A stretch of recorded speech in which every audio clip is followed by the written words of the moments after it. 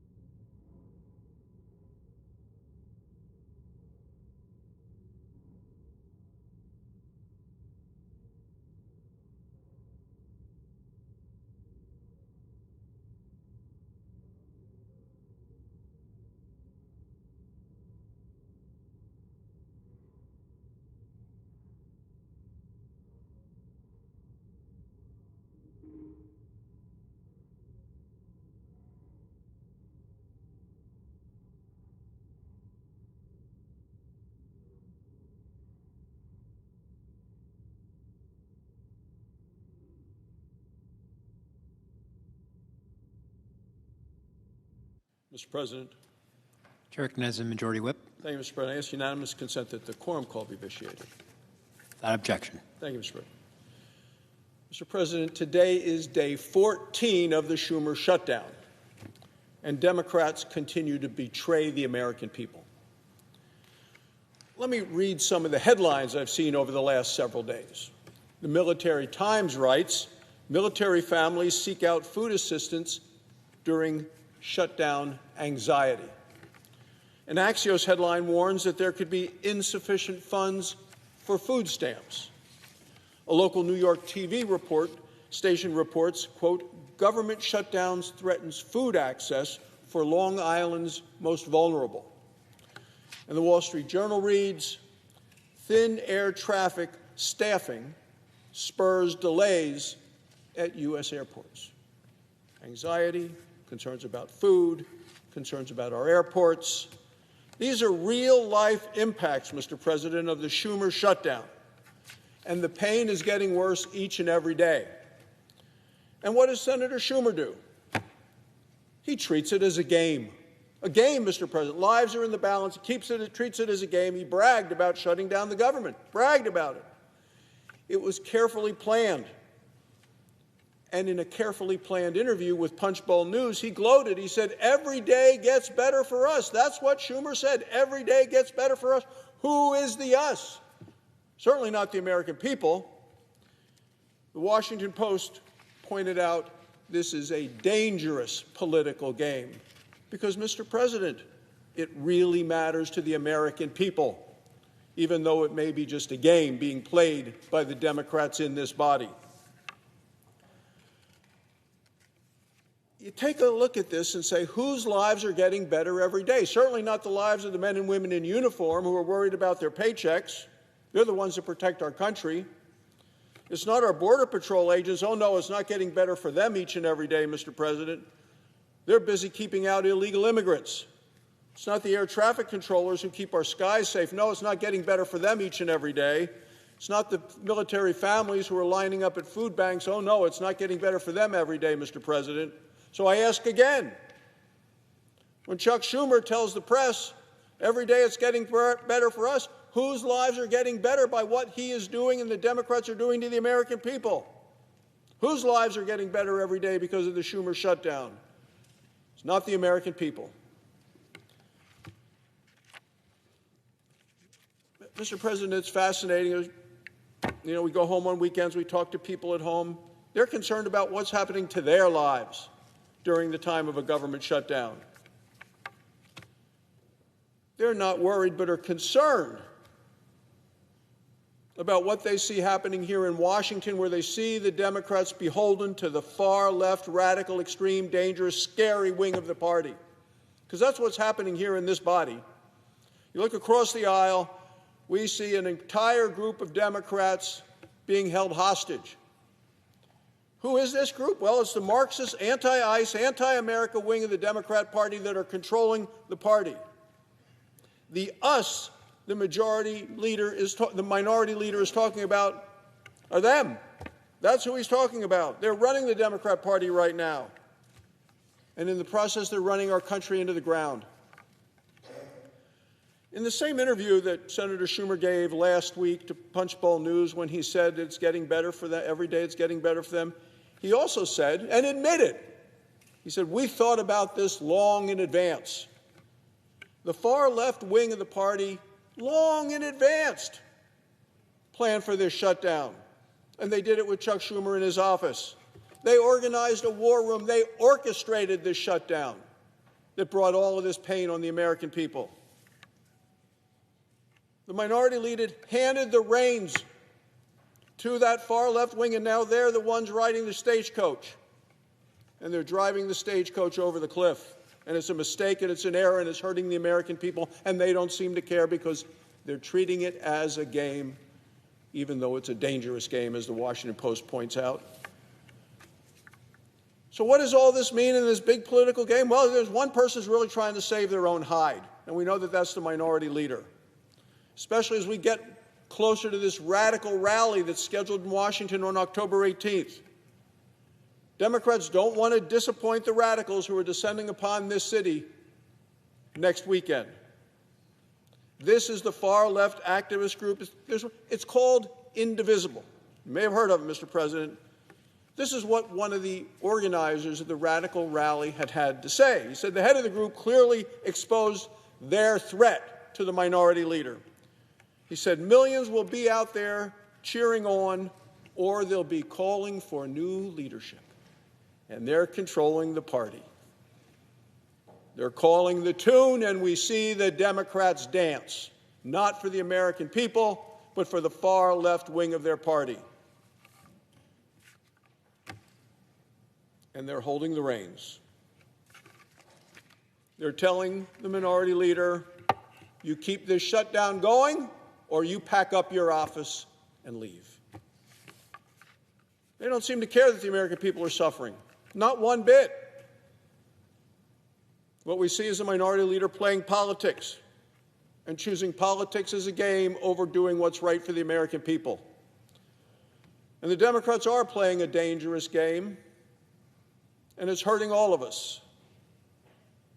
And why are they playing the game? Because one of them is trying to use it for political gain. We can end this shutdown today. We're going to have a vote here this afternoon, Mr. President, an opportunity to end the shutdown. End the pain, end the suffering, end the anxiety that American people are feeling. When I say American people, I'm talking about American citizens who are all around the world defending us, keeping us free. All we're asking is for a vote on a clean, continuing resolution. The Democrats did it 13 times when Joe Biden was in the White House. They're not willing to do it now because they have an organized, orchestrated plan to shut down the government, keep it shut down. Now, some Democrats have voted with us. We've had a bipartisan group, 53 votes that we've had. We need 5 more Democrats. I don't expect the minority leader to ever join that group to open the government, ever, no matter how obvious it is, how necessary it is, how much pain he is causing.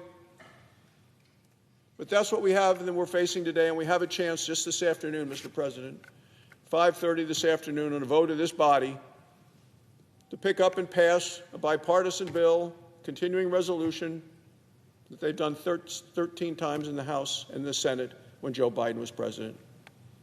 And yet the Democrats in this body have been voting no time after time after time. We need a few more Democrats, a few who care about helping the American people and care more about helping the American people than they do about helping the minority leader. He has a political disaster on his hands. That's not a problem for all of us, but we're suffering the consequences of the toxicity of that position of the minority leader within his own party in his effort to try to find absolution at a time causing significant pain, grief for American people who are struggling to get by, facing a loss of paychecks, a loss of nutrition, a loss of care for their children, a loss of help for small businesses. You can go down the list. All of this could be resolved today with a simple vote for a continuing resolution to open the government once again. That's what we should do today, Mr. President. That's the right thing for this body and a right thing for our country. Thank you, Mr. President. I yield the floor. Suggest the absence of a quorum. Clerk will call the roll. Ms. Alsobrooks.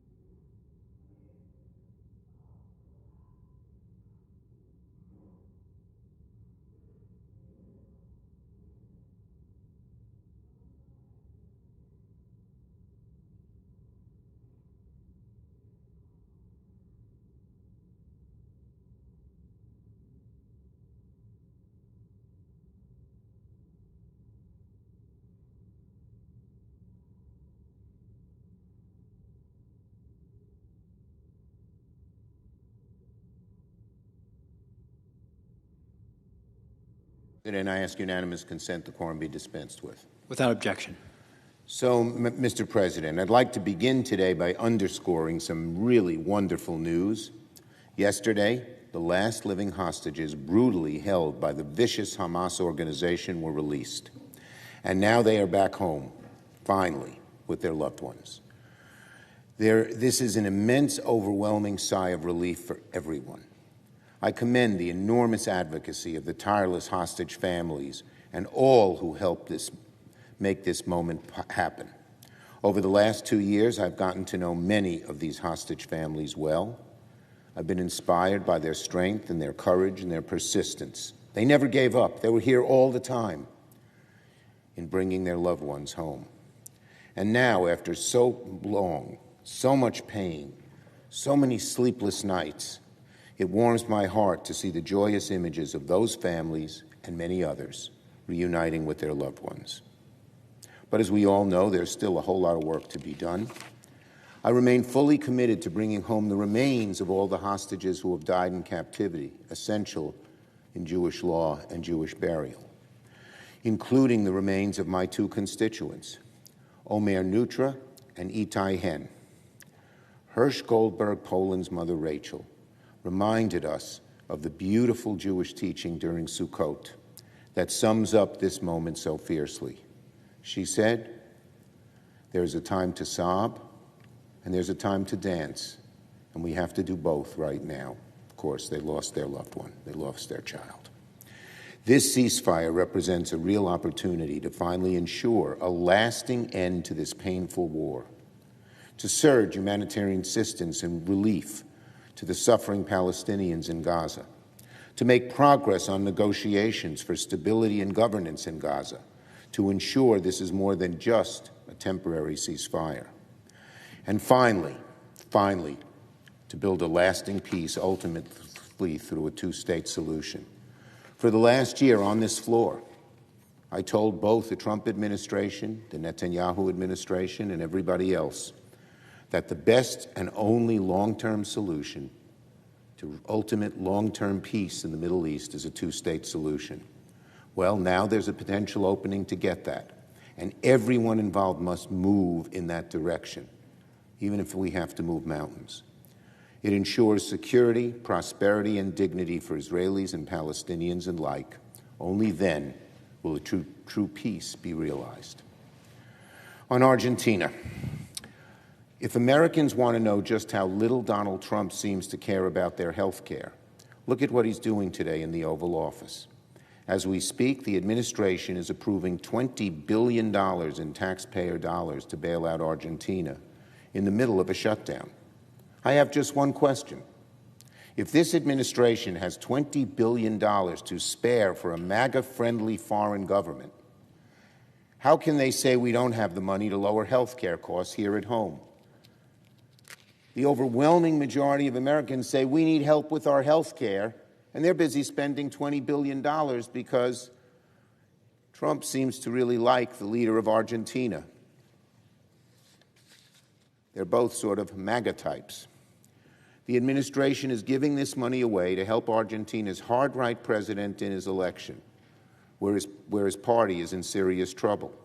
It's a bailout, it's nonsensical, and at the same time, the American people are frightened, scared, worried about losing their health care. It makes no sense to give money to Argentina and then say we don't have enough money to help Americans with health care. It is so against what Americans want. I'm sure if we had a vote here in this country, it would be 99-1 almost that the money belongs here, and that's what we should be focused on. Meanwhile, farmers across America are looking at this Argentina bailout on one side and wondering whose side the administration is on.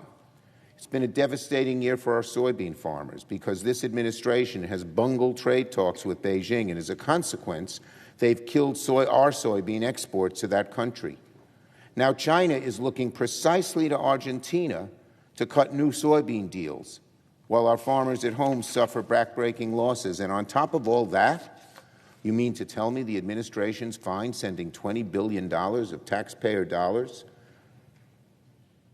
to help foreign farmers compete against American farmers here at home in the middle of a shutdown? It's insane, utterly insane. This Argentina bailout is a slap in the face to both American farmers and to working families worried about keeping their health care. So I'll say it again. If this administration has $20 billion to spare for a MAGA-friendly foreign government, they cannot turn around and say we don't have the money to lower health care costs here at home, because those costs are going through the roof. On the shutdown. On day 14 of the Trump shutdown, I want to remind everybody why we're here in the first place.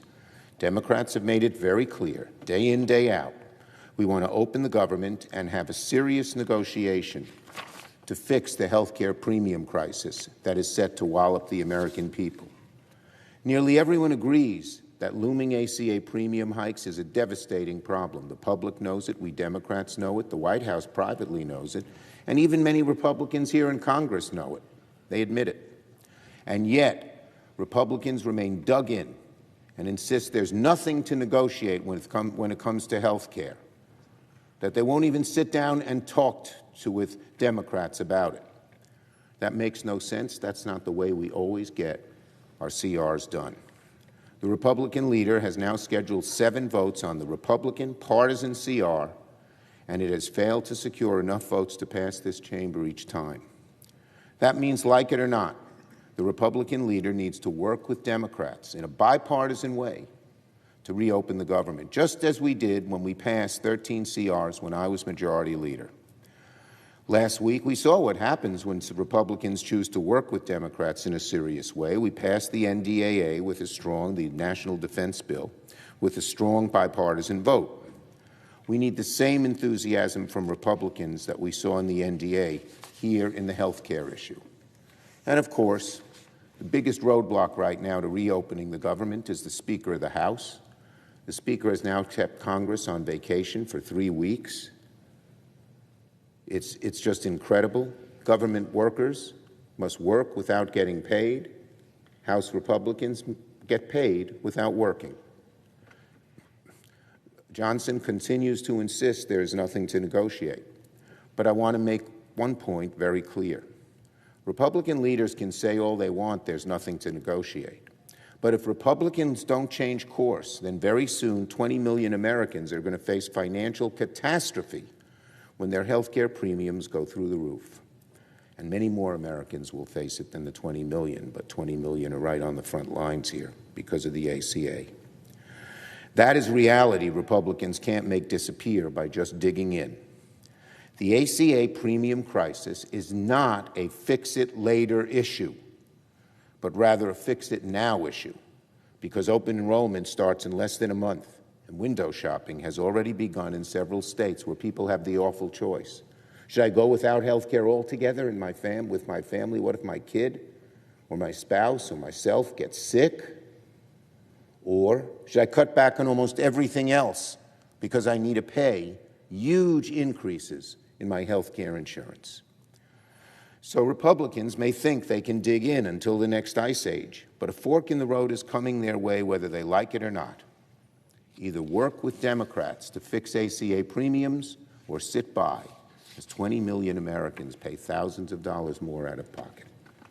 If Republicans remain dug in, the American people will hold them responsible for rising health care costs. If Republicans do nothing, then they will be the ones triggering a massive health care panic that will be felt from coast to coast.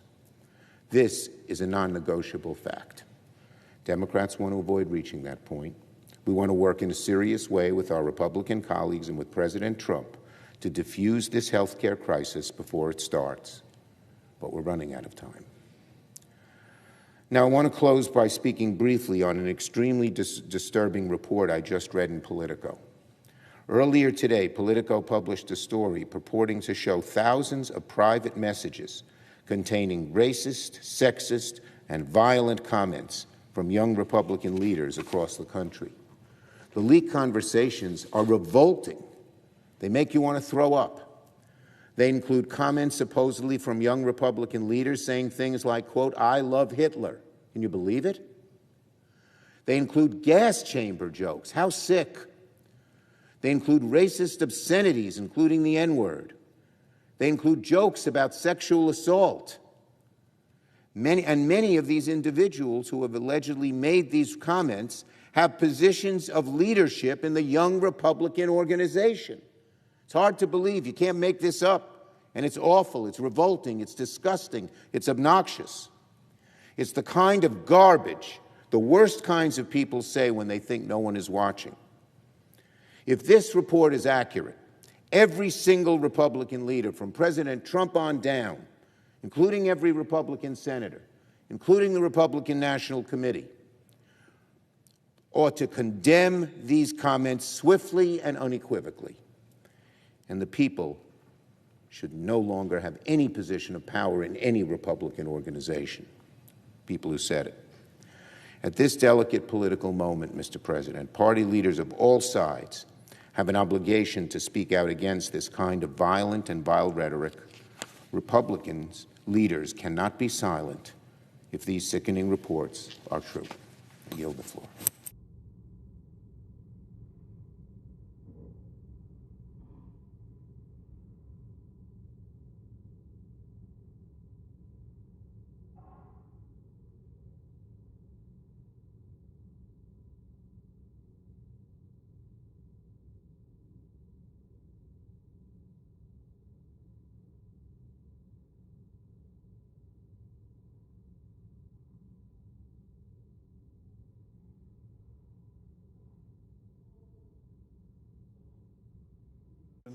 To recognize the minority whip, please.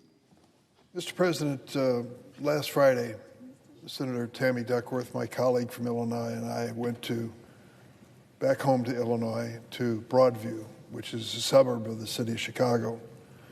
It's become quite well known around the country because it's a detention facility for ICE. And I'd been there many times in the past. Every Friday morning, two wonderful women, Sister Pat and Sister Joanne, used to go to the Broadview facility and pray a rosary and then go inside and say goodbye to the detainees who were being deported on planes that very morning. It was a peaceful and reassuring experience because so many people were praying for those folks who were going to see their lives turned upside down. And the people who ran the facility couldn't have been more cooperative. They had a lawful responsibility, but they did not object to my entering the Broadview facility in years gone by, saying goodbye to the detainees and a few words of encouragement with the nuns who would accompany me. And it became a kind of a ritual which we were very proud of. How things have changed. How things have changed. Senator Duckworth and I were simply asking if we could go inside and see what the facility looked like. Reports are that though there seem to be large groups of people moving through there are only 2 cells and 1 bathroom. Those are the sorts of things which are part of oversight for us to look at facilities and make sure they're humane, consistent with our values. But unfortunately, over and over again, ICE has refused to allow Senator Duckworth and myself access to their operations in Chicago. I don't understand why. If they thought these operations were compliant with the law and accomplishing something good for America, they would certainly want the people to see them who are responsible for funding their agency. The opposite's been true. It was 3 or 4 weeks ago we went up to the Great Lakes Naval Training Station north of Chicago because it had been disclosed that they were leasing a building to ICE. Senator Duckworth and I went there because this is a critically important Department of Defense facility. Every sailor in the United States Navy goes through training at Great Lakes, every one of them. And we're very proud of the good work that's done to train them to serve our nation. We wanted to know what ICE was going to do if they came to Great Lakes Naval Training Station as they promised. We have a legitimate concern. Every Thursday, 900 to 1,000 of these sailors go through a graduation ceremony, a commencement ceremony. and their proud parents sit in bleachers with their cameras following the events of the day, which are historic for each family. So we understand with 900 to 1,000 graduates, families come from all over the United States to witness this moment in family history that will be talked about forever, the day that their son or daughter graduated from Great Lakes. And we were concerned if ICE is going to go through and check everybody who looks suspicious, the Kavanaugh test, do they look like they're Hispanic? What impact is that going to have on Great Lakes, on the men and women who work there, on the young graduates of the training course? What impact would that have if someone decided from ICE to start asking for identification, papers, passports, driver's license of those sitting in the bleachers? It's not beyond the realm of possibility. In fact, it's a very real possibility, because we're watching what ICE is doing in the city of Chicago. It's terrible. It's indefensible. It's embarrassing. I don't know if the ICE agents who are responsible for this conduct have been well trained, whether they're veterans of the force, or whether they answered the ads that show up on Chicago television all the time, that if you'll sign up for ICE, we'll give you a $50,000 check, a bonus to sign up. I don't know who's signing up. I don't know how many are signing up. ICE and the Department of Homeland Security refuse to disclose that to Congress or to the American people. They say it's justified. It's justified for the tactics that they're using, wearing masks with no insignia on their person that shows that they work for any federal agency whatsoever. They justify this by saying it's so dangerous in the city of Chicago. Dangerous in the city of Chicago. I thought about that this weekend. They say in criticism of Chicago that people are fleeing the forces of violence. Well, there was some fleeing going on in Chicago this weekend. 53,000 runners came for the Chicago Marathon. We're told that it's so dangerous in the city of Chicago that this president has to send National Guard volunteers in from the state of Texas, who've been federalized and controlled by the federal government. 53,000 runners and over 500,000 tourists. Dangerous city, not what I see. Can we do better when it comes to reducing crime? You bet. And isn't that true for just about every city in America? When it gets down to it, the danger is not in the streets in the city of Chicago. The danger is what's happening when troops are being sent in to stand on street corners with rifles. Listen, I'm a fan of the National Guard. Tammy Duckworth, who was with me, spent 23 years in the Guard before she was shot down over Iraq. She loves those Guardsmen and women, considers them her brothers and sisters. I'm sorry that they're being dragged into this political theater created by President Trump. But the reality is, what the ICE agents are doing in the city of Chicago is nothing short of outrageous.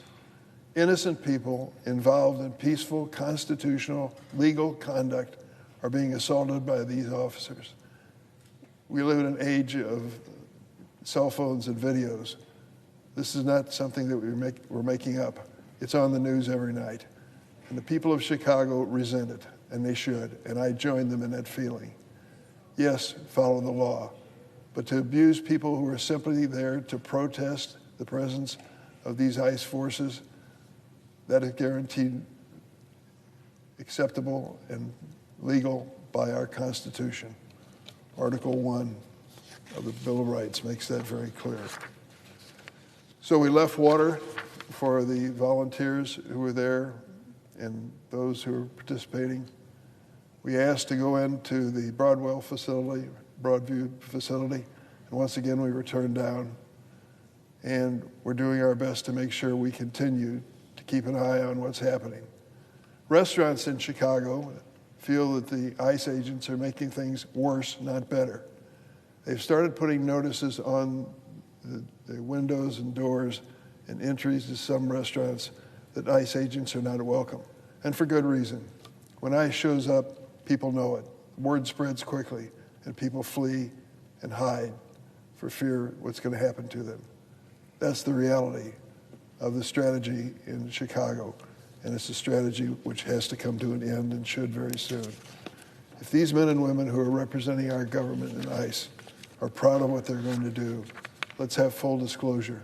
Let's find out what they've done, how they're spending the billions of dollars we're sending their way, and why that money isn't being spent on law enforcement now.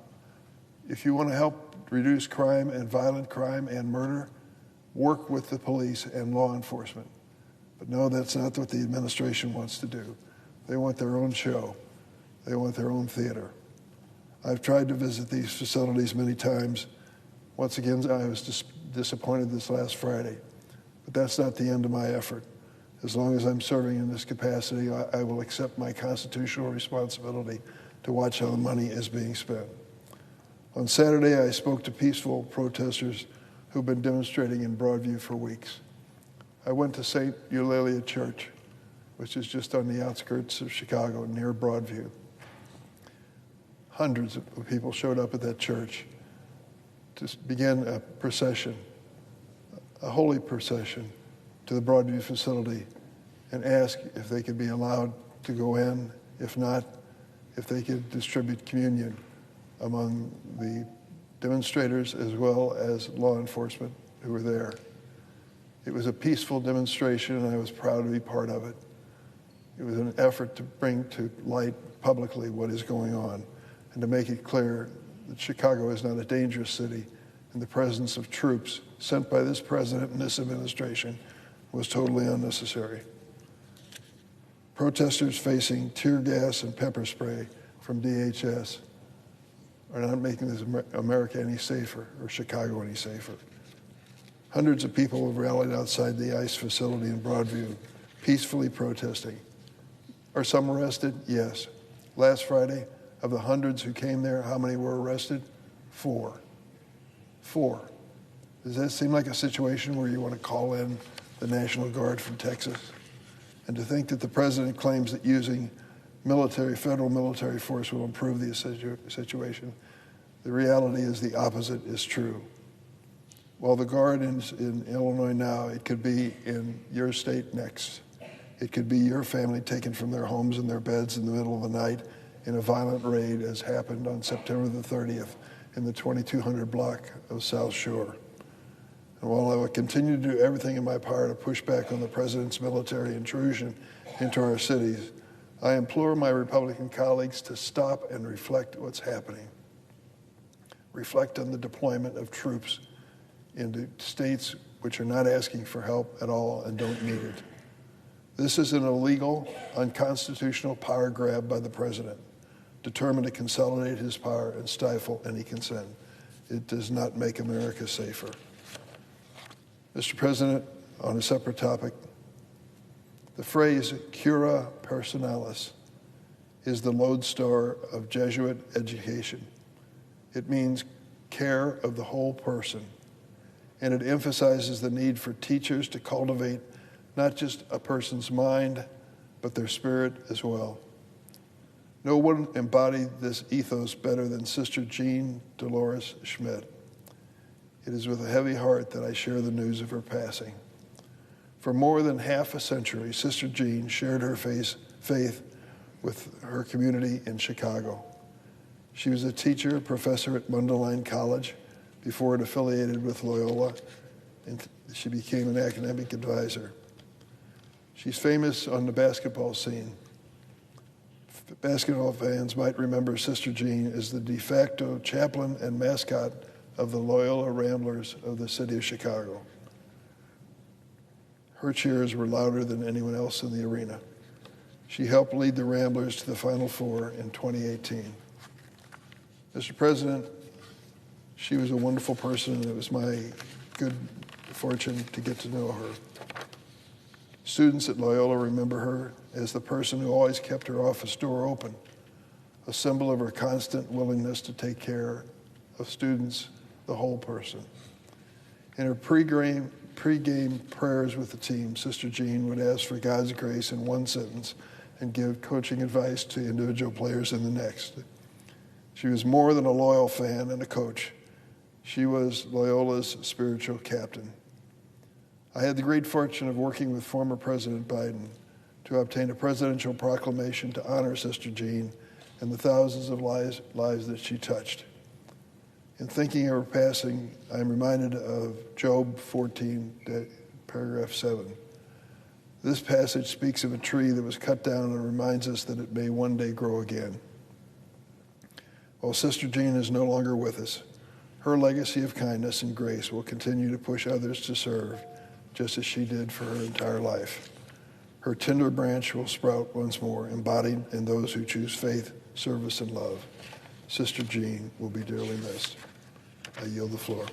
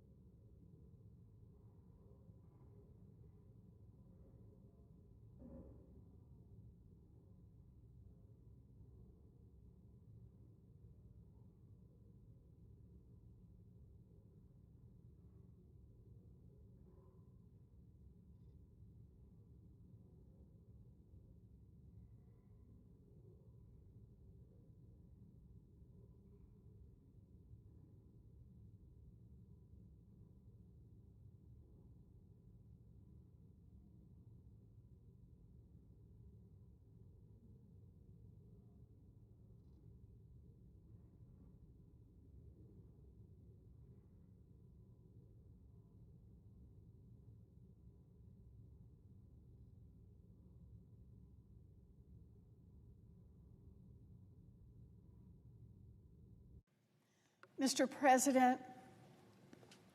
Chair recognizes the senator from Massachusetts. Mr. President, I ask unanimous consent that the Committee on Banking, Housing, and Urban Affairs be discharged from further consideration of S. 2965 and the Senate proceed to its immediate consideration, that the bill be considered read a third time and passed, and the motion to reconsider be considered made and laid upon the table with no intervening action or debate. Is there an objection? Mr. President. Chair recognizes the senator from South Carolina. Thank you, Mr. President. I rise to oppose S. 2965. This bill would impair Treasury's ability to support an important ally in South America, a region this administration has rightly prioritized. Argentina has the third largest economy in Latin America and has been a strong partner in supporting U.S. security and economic goals. Eliminating Treasury's ability to use the Exchange Stabilization Fund to support this important ally is unnecessary. I therefore oppose this bill and urge my Senate colleagues to do the same. I object. Senator, objection is heard. Mr. President. Chair recognizes the senator from Massachusetts. Mr. President, the reason that I ask for unanimous consent to proceed with the No Argentina Bailout Act, it's a bill that I co-authored with Senators Kaine, Van Hollen, Booker, Smith, Gallegos, Sanders, and Welch. And the reason for this is because in his presidential campaign, Donald Trump promised to put, quote, America first, not Argentina first, America first. Right now, American families are struggling to pay for groceries and rent because of Donald Trump's chaotic tariffs and other disastrous economic policies. President Trump and congressional Republicans shut down the government because they refused to work with Democrats to pass a bipartisan budget that would protect 15 million Americans' health care and prevent insurance premium hikes for tens of millions more. Now, Republicans would rather shut down the government than help Americans afford health care. Because of the Republican shutdown, more than 250,000 federal employees won't receive their scheduled paychecks. National parks are understaffed, and some are even closed entirely. Air traffic controllers and TSA agents aren't getting their paychecks, and shutdown-related staff shortages have led to flight delays. Critical government agency functions are being affected across the board. But one government function that President Trump didn't want to shut down, sending $20 billion, American taxpayer dollars, to Argentina. That's right. Even while the Trump administration is trying to fire more American workers and shut down more services here in the United States, Donald Trump is carefully keeping open the office at the Treasury Department responsible for executing his bailout of Argentina's financial markets. The administration agreed to send $20 billion in American taxpayer money to Argentina's central bank, and that loan is evidently just the start.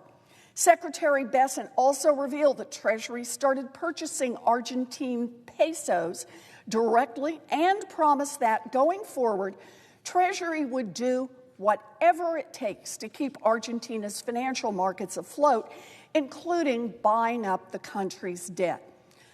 Secretary Bessent seems to be saying that the American economy can tank and Americans can pay higher prices, but there will be no end to using American taxpayer dollars to bail out Argentina. For Trump, the leader of Argentina is more important than American families struggling with rising costs for health care.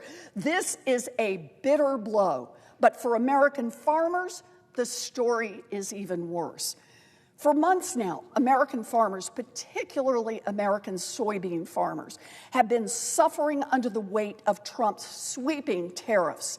Buyers around the world have been reluctant to purchase from our farmers when Trump is slapping tariffs on their home countries. While our farmers suffer, Other countries sense an opportunity for themselves. A few weeks ago, Argentina cut a deal with China to boost the sales of their soybeans and leave American soybean farmers out in the cold.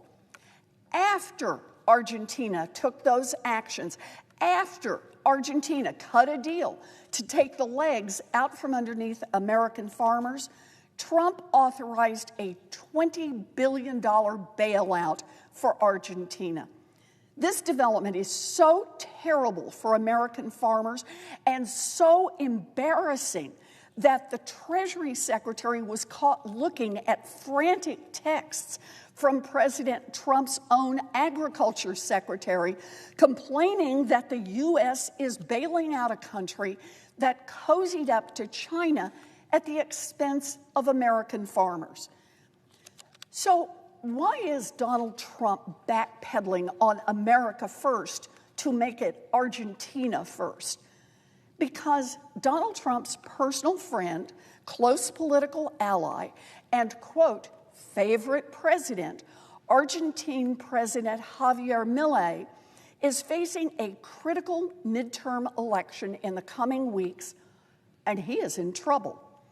Milei's popularity has plummeted in recent months because of his ongoing corruption scandals and the complete failure of his radical economic agenda. As a result, his party suffered a surprising defeat in local elections in September. Now, the election coming up on October 26th will determine whether Milei can keep exerting control over Argentina's legislature. With global investors pulling their money from the country, trying to get off his sinking ship and destabilizing its financial markets, his party's electoral chances looked really slim. So Trump is sending $20 billion U.S. taxpayer dollars to bail out Argentina and prop up Milei so he can stay in power. That's Argentina first, not America first. But there's more. The bailout for Argentina also helps Treasury Secretary Scott Bessent's billionaire hedge fund buddies. Bessent's pals have bought up Argentina's debts, and if Argentina goes down, those Wall Street billionaires could lose a lot of money. Bailing out Argentina gives an off-ramp to the Wall Street giants who want to exit their investments. And meanwhile, here at home, the Trump administration is pushing 15 million Americans toward an unwanted off-ramp from their current health care. The No Argentina Bailout Act is really very simple. It would stop Donald Trump from using Treasury's Exchange Stabilization Fund to provide direct or indirect financial assistance to Argentina, including through the use of currency swap lines, currency or sovereign debt purchases, or direct loans. Any existing financial contracts or instruments that violate this prohibition would have to be sold or terminated within 7 days. The prohibition expires at the end of President Milei's term in December 2027. And if, for some unforeseen reason, it is actually in America's interest to provide economic aid to Argentina during this period, the administration can come here to Congress and get approval. Today, President Trump hosted the president of Argentina at the White House after showering his country with American taxpayer money. It is shameful that President Trump is propping up a foreign government while he shuts down the American government. It is simple. If you really want to put America first, then you will support American farmers and American families and urge passage of the No Argentina Bailout Act. Thank you, Mr. President. I yield the floor.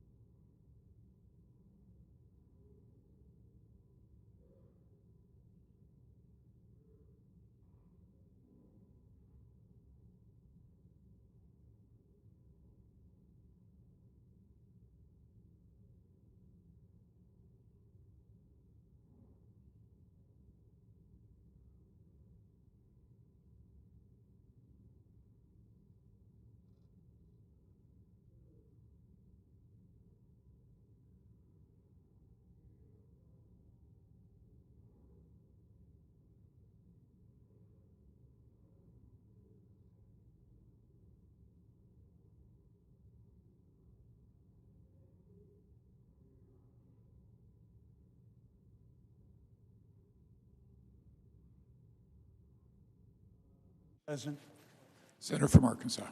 I ask unanimous consent to waive the mandatory quorum call with respect to cloture on the motion to proceed to calendar number 168, H.R. 5371. Without objection. The clerk will report the motion to invoke cloture. Cloture motion. We, the undersigned senators, in accordance with the provisions of Rule 22 of the Standing Rules of the Senate, do hereby move to bring to a close debate on the motion to proceed to calendar number 168, H.R. 5371, an act making continuing appropriations and extensions for fiscal year 2026 and for other purposes, signed by 17 senators. The mandatory quorum call has been waived. The question is it the sense of the Senate that debate on the motion to proceed to H.R. 5371, an act making continuing appropriations and extensions for fiscal year 2026 and for other purposes shall be brought to a close? The yeas and nays are mandatory under the rule. The clerk will call the roll. Ms. Alsobrooks, Ms. Baldwin, Mr. Banks, Mr. Barrasso, Mr. Bennett, Mrs. Blackburn, Mr. Blumenthal, Ms. Blunt-Rochester, Mr. Booker, Mr. Bozeman. Yes.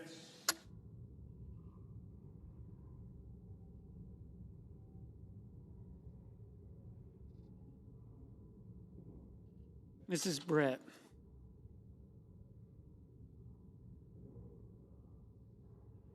Mr. Budd.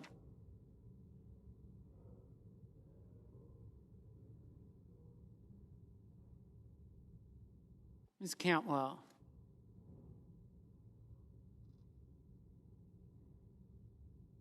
Mrs. Capito.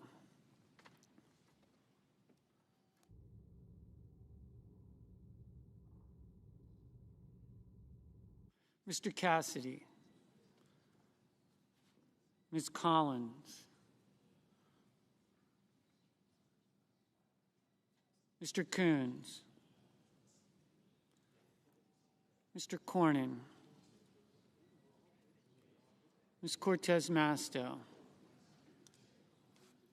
Mr. Cotton. Mr. Kramer. Mr. Crapo.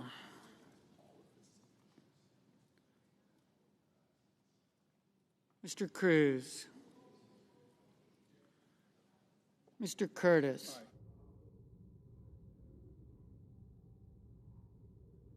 Mr. Daines.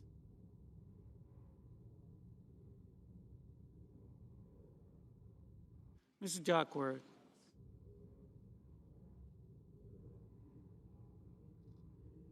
Mr. Durbin.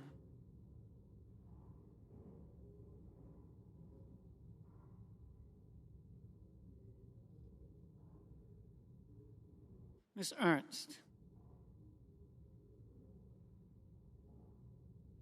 Mr. Betterman.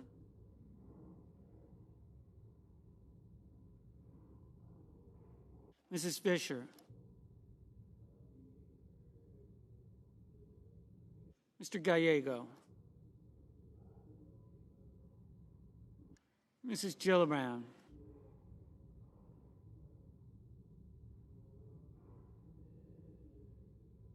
Mr. Graham. Mr. Grassley. Mr. Haggerty.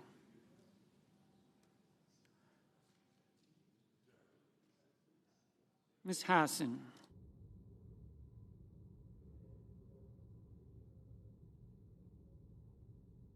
Mr. Hawley.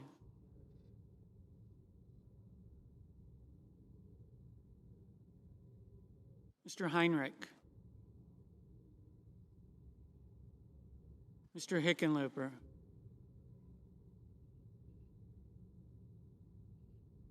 Mr. Rono.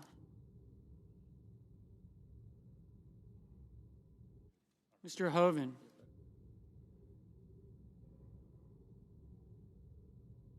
Mr. Husted. Mrs. Hyde-Smith.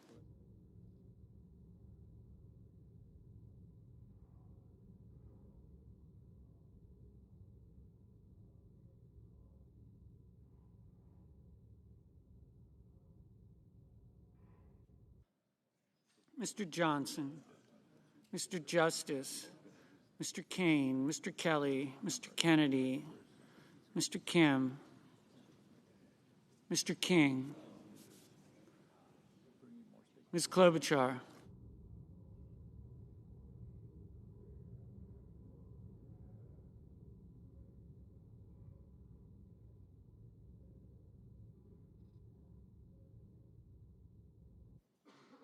Mr. Langford, Mr. Lee, Mr. Lujan, Ms. Lummis,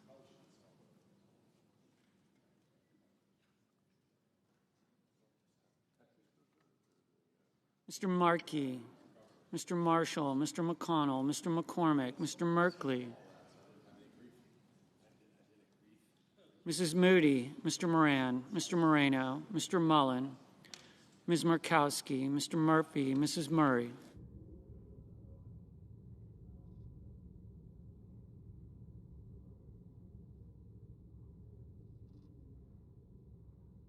Mr. Ossoff, Mr. Padilla, Mr. Paul, Mr. Peters, Mr. Reed, Mr. Ricketts, Mr. Risch, Ms. Rosen, Mr. Rounds, Mr. Sanders, Mr. Schatz, Mr. Schiff, Mr. Schmidt, Mr. Schumer, Mr. Scott of Florida, Mr. Scott of South Carolina, Mrs. Shaheen, Mr. Sheehy, Ms. Slotkin, Ms. Smith, Mr. Sullivan, Mr. Thune, Mr. Tillis, Mr. Tuberville, Mr. Van Hollen, Mr. Warner, Mr. Warnock, Ms. Warren, Mr. Welch, Mr. Whitehouse, Mr. Wicker, Mr. Wyden, Mr. Young.